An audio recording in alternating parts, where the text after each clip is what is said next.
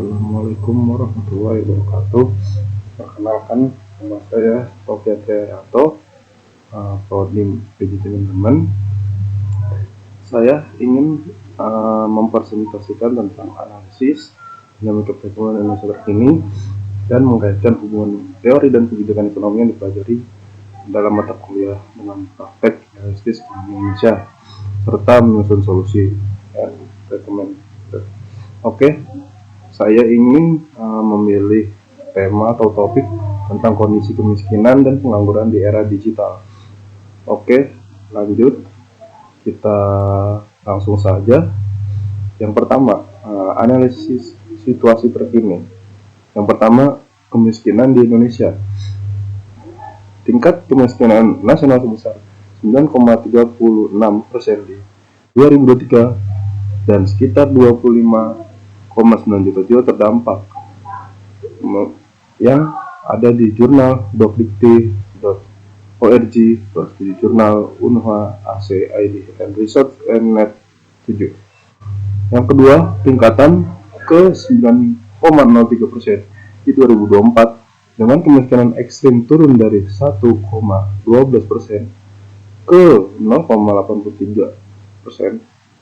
Gini rasio terbaik dari 0,388 sampai ke 0,379. Masuk ke poin kedua, pengangguran di era digital. Tingkat pengangguran terbuka atau TPT per Februari 2024 di kelompok umur 15 sampai 24 tahun di angka 16,42%, atau total pengangguran Gen Z hampir 10 juta. Dari TPT laki-laki 16,94% dan perempuan di angka 15,61%. Yang kedua, penyebab utama skill mismatch. Pertumbuhan angkatan kerja yang cepat, otomatisasi dan teknologi yang berkembang dengan pesat. Poin ketiga, dinamika ekonomi makro. Poin pertama, ekonomi tumbuh stabil di angka 5% sejak 2023, inflasi rendah di angka 1,6% per Mei 2025, pengangguran 4,82% secara umum. Bonus demografi 319 juta jiwa tahun 2045 menghadirkan peluang dan tantangan besar di pasar tenaga kerja. Oke, kita masuk ke kaitan teori dan kebijakan. Menurut saya, di poin A, teori ekonomi dan kebijakan itu harus memiliki 3 poin utama. Yang pertama, teori lapangan kerja. Yang kedua, teori dual labor market. Yang ketiga, skill mismatch dan human capital teori Becker. Oke, kita jabarkan terlebih dahulu tentang teori lapangan kerja. Pengangguran menekan permintaan kerja sampai perlu intervensi fiskal dan pelatihan. Itu maksud dari teori lapangan kerja. Yang kedua, teori dual labor market. Ketimpangan antar sektor tradisional informal versus modern dan butuh transisi struktural. Jadi peran pemerintah ini harus membuat transisi struktural agar tercapai teori dual labor market ini. Oke. Yang ketiga, skill mismatch and human capital theory Becker. SDM yang kurang relevan dan harus perlunya memiliki pelatihan sesuai kebutuhan industri. Nah, di sini peran dari Departemen Sosial yang seharusnya melakukan pendidikan dan pelatihan sesuai kebutuhan industri tergantung dari masing-masing keahlian yang diperlukan. Oke, masuk ke praktik kebijakan. Program pelatihan dan sertifikasi BNSP, kolaborasi antara BLK, industri, sampai ke mendorong peningkatan employability. Jadi pekerja ini dapat kita dorong skillnya dengan adanya program pelatihan dan sertifikat BNSP yang dilakukan oleh BLK untuk bisa terjun langsung di industri dan mendorong kemampuan dari pekerja. Penggunaan big data untuk memetakan kebutuhan tenaga kerja, merancang program latihan yang tepat sasaran. Yang ketiga, teknologi pedang bermata dua.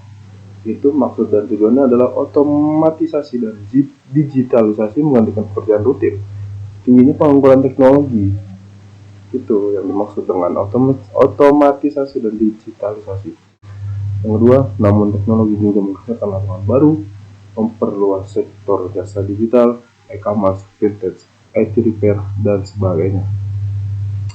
Oke, masuk ke pertanyaan ketiga, solusinya. Oke, kita menemukan solusi strategis dan rekomendasinya untuk peningkatan kualitas SDM. Yang pertama, revitalisasi kurikulum vokasi dan pendidikan tinggi agar selaras dengan kebutuhan pasar, IT, digital marketing, analisis data. Yang kedua, pelatihan ulang, reskilling, dan pelatihan naik kelas, upskilling berbasis data pasar kerja. Masuk ke sistem informasi tenaga kerja dan big data. Kembangkan platform terpadu informasi lowongan plus profiling pencari kerja dibantu big data untuk matchmaking efektif. Jadi kita harus memiliki data yang besar, warga Indonesia yang siap kerja. Jadi kita bisa melihat potensial dari pekerja ini harus kemana, dan fungsi dari big data itu kita tahu bahwasanya pekerja ini memiliki soft skill atau hard skill yang memenuhi kriteria yang dibutuhkan oleh industri. Oke, kita ke poin C, kebijakan angkatan kerja dan ekonomi. Subsidi gaji dan insentif bagi perusahaan digital startup agar menyerap tenaga kerja Gen Z. Yang kedua, ekspansi program jaring pengaman sosial atau BP2K yang baru dibentuk sejak November 2004 untuk membantu pendudukan rentan. Oke, kita ke poin D, kolaborasi antar pemangku, kemitraan pemerintah, industri, akademi. Itu adalah struktural yang saling berkaitan untuk perencanaan kurikulum, magang, mentoring digital. Terus perlibatan sektor swasta dan startup untuk program CSR berbasis pelatihan digital.